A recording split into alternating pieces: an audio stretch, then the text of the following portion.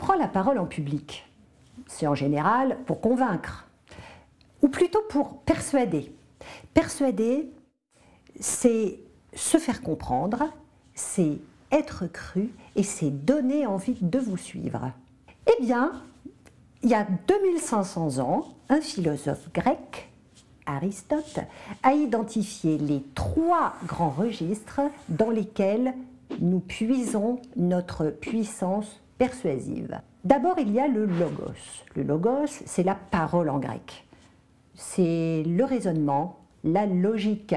Le logos s'appuie sur les faits, les chiffres, les exemples. Le logos, c'est fondamental, surtout dans la culture occidentale. Mais ce n'est pas suffisant. Il faut aussi de l'éthos.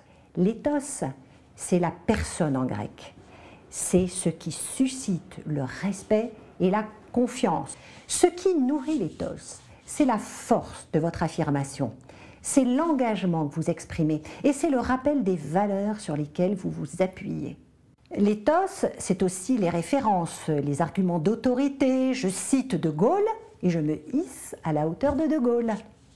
L'éthos est probablement le registre qui manque le plus aujourd'hui dans une société de crise de confiance. Mais ce n'est toujours pas suffisant. Pour être persuasif, il faut en outre exprimer du pathos, ou plutôt activer le pathos de son assistance. Le pathos en grec, c'est les émotions. Sans émotion, pas de mobilisation. Comment activer le pathos? C'est faire pleurer, faire rire, une petite blague. Hein. J'ai dit une blague aux Parisiens, ils n'ont pas ri.